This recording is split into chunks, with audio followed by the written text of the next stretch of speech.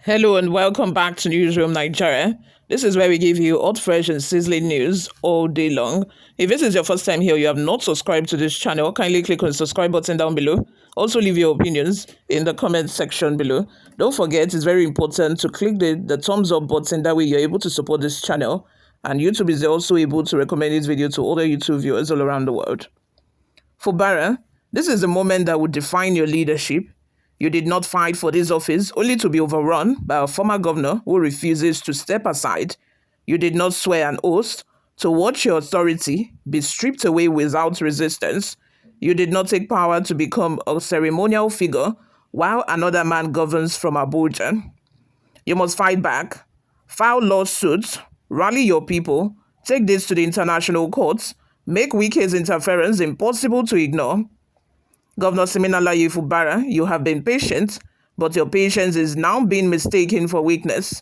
You have shown restraint, but restraint in the face of open political warfare is nothing but surrender. You have tried to govern with diplomacy, but diplomacy did not work against a man who only understands brute political force. This is no longer about governance, this is about survival. If you do not act now, if you do not fight back with every tool available to you, Rivers State will fall under the control of a man who has refused to let go of power. This is your defining moment. If you fail to seize it, your authority will be stripped away, your government will be dismantled, and your legacy will be erased. Nyesom Wike has one singular mission: to see you removed from office, humiliated, politically destroyed. He's not hiding his agenda. He's not pretending to be neutral. He has made it clear that he will not intervene to stop the State Assembly from performing their so-called constitutional duties. What does that mean? It means he has given his blessing for your impeachment. He has sent a direct message to his loyalists in Rivers State Assembly. Do it. Take him out. I will not stop you. He's daring you to resist because he believes you will not. He's challenging you to fight because he thinks you are incapable of doing so. His arrogance is unmatched, and his belief in his own power is absolute.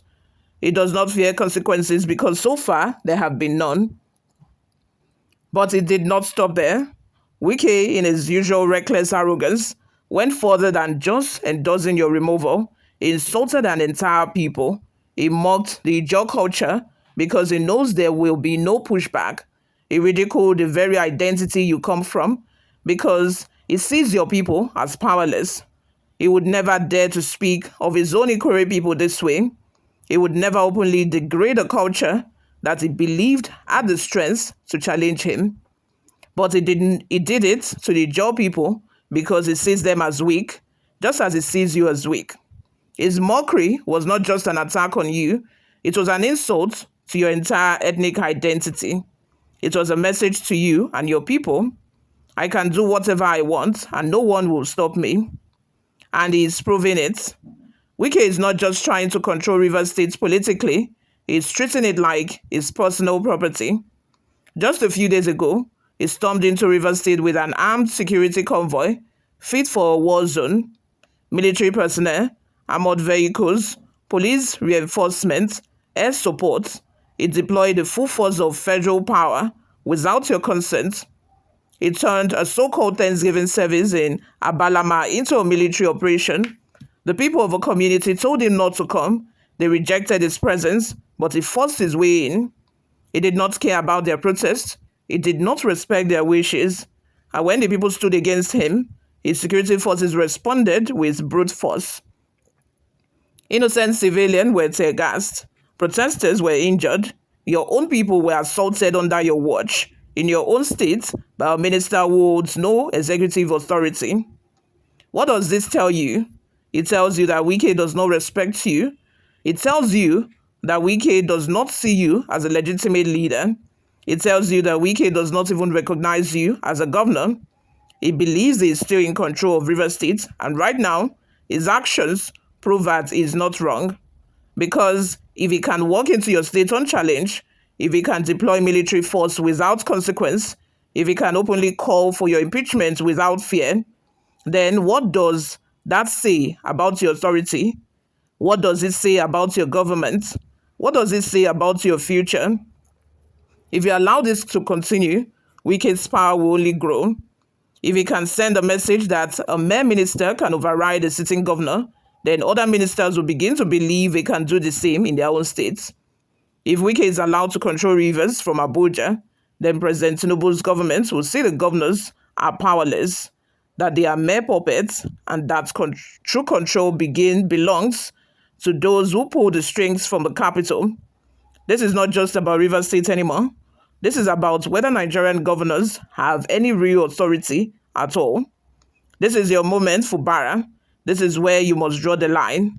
If you allow this to go unchecked, Wike will soon begin issuing security orders in your state as if he were still a governor.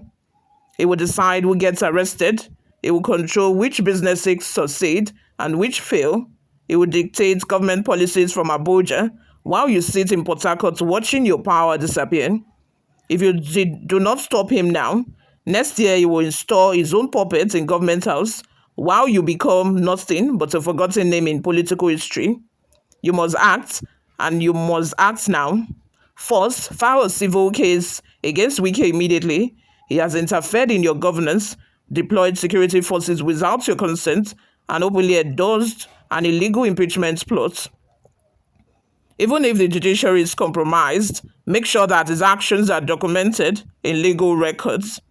Second, encourage the injured protesters from Aba Lama to sue Wike personally. They were assaulted because of him. He must face consequences. He must be made to understand that his abuse of power comes with a price.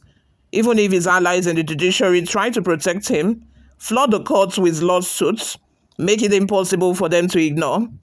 Third, take your case beyond Nigeria. Go to ECOWAS, the African Union, and the United Nations. Nigeria is part of an international community that claims to support democracy. If a federal minister is attempting to remove an elected governor, the world needs to know. Fourth, expose Wike's actions to donor nations like the US, UK, Germany, and France. These countries provide financial and governance support to Nigeria. They fund democracy programs. Let them see that Nigeria's federal government is allowing a minister to undermine democracy in Rivers State. If Abuja refuses to intervene, international pressure can force them to act. Fifth, take your story to global media. Wike controls too much voices in Nigeria.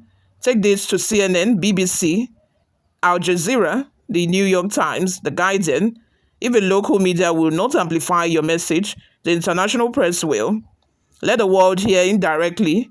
Let the world hear directly from you that Rivers State is being politically invaded by a federal minister who refuses to respect the will of the people. Finally, remind President Tinubu that it is not his war. Tinubu is a political strategist. He does not fight unnecessary battles. Right now, he is watching. The moment Wike becomes a liability, he will abandon him. Your job is to make Wike a liability. If you take a legal action, if you draw global attention, if you make enough noise, Tinubu will see that Wike is bringing him unnecessary problems. And when that happens, Wike will lose his protection. Fubara, this is the moment that will define your leadership. You did not fight for this office only to be overrun by a former governor who refuses to step aside. You did not swear an oath to watch your authority be stripped away without resistance. You did not take power to become a ceremonial figure while another man governs from Abuja. If you fail to act, history will remember you as a governor who allowed himself to be overthrown without a fight. But if you stand now, if you resist, if you fight, if you refuse to bow, then you will be remembered as a governor who reclaimed his power and refused to be bullied.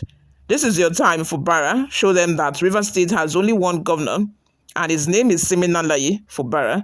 This write-up is from John Igbiazim Oshodi. Is a writer, and he truly analyzed what is going on in Rivers State and the strategies that Fubara should follow. And obviously he's very right on the fact that he said if Fubara does not take a step, then people are going to look at him as a weakling. I know that he's trying to make peace with the lawmakers because they said if he does not represent the budgets to the lawmakers, he's going to lose his state allocation. But Lagos, Lagos was able to live without state allocation for months. So I am very sure that Rivers can do it if they are determined. Anyway, you all, let's have your thoughts and opinions in the comment section. Thank you very much for always listening and watching, guys. I will see you all in my next video.